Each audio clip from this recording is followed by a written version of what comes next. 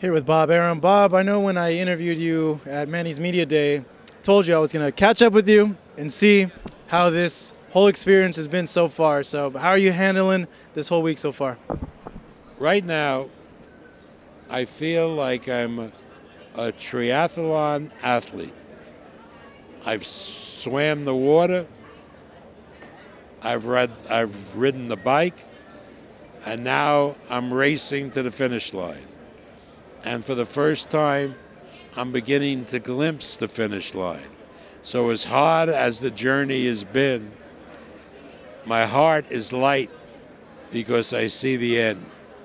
What's your schedule been like? I know fans are really curious to see what does Bob Arum do in a day, but what have you been doing this whole week?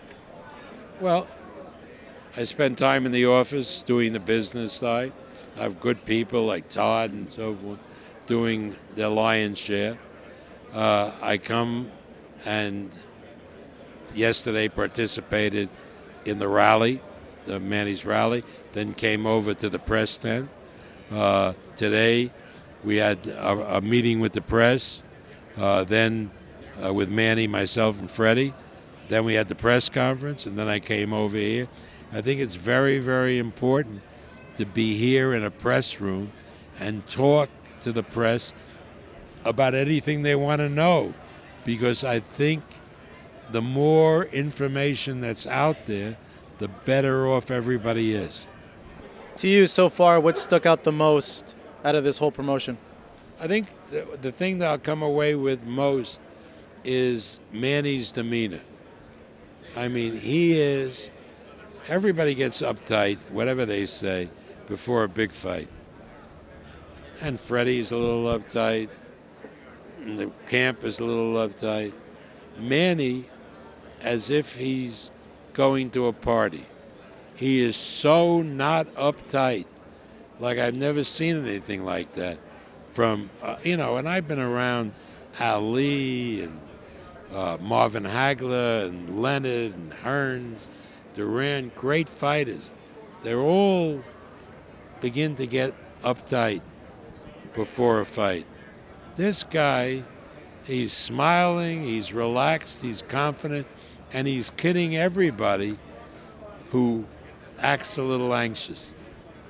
You mentioned to me that the nerves don't start until the weekend before the fight, so Sunday, but have they started already for you? Are you feeling already the nerves? No.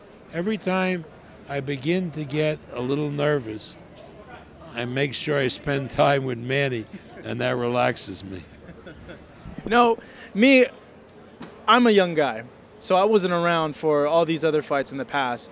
You already going through half of this week, 2 more days left, but you already have a good sense of how it is. And I know you can't compare fights because we live in different eras and technology and so forth, but from what you've seen with media and press coming and the atmosphere, how does it compare, if you can put it in some perspective, to those other fights? You can compare. I mean, the press turnout when Marvin Hagler fought Sugar Ray Leonard was enormous. The press turnout when Ali fought Frazier was enormous. Now, with the internet, with the blogging, with the social media, the volume of people is much greater, much, much greater. And so you really can't compare it. You can't. You just can't. It's just not fair to compare it. What about the atmosphere, though? Because you were around with the atmosphere with those fights. How does it compare to this one? The atmosphere, I think, I really can't say. It's sort of the mind does tricks. I sort of liked the atmosphere around those fights more. Yeah. It was more, we did more things. For example, when we did Hagler Hearns, Budweiser, which was the sponsor, did this massive party out at the pool at Caesars. Massive party. And that day, we were told that Jake LaMotta who I had hired to help do publicity, was going to get married for the umpty-umpth time. And he was going to get married at the Barbary Coast, which was the hotel across the street from Caesars. So I asked Jake, I said, Jake, who's going to be your best man? And he says, who's going to be your best man? What do you ask that? Sugar Ray Robinson. I said, Sugar Ray Robinson? You fought him 7 times. He says, yeah, and he beat me 6 times. He's the best man. and Robinson was his best man. And then Jake, I remember his new wife came over to the pool party, and Jake thought the party was for him. But it was great. Those days can't be duplicated. Yeah. Do you miss those days, Bob? Sure you do. You know, you always miss the times when you were younger. Yeah. And so I'm not saying that these days aren't fun, but as an older person, it's not the same as when you're in almost like the bloom of youth or early middle age.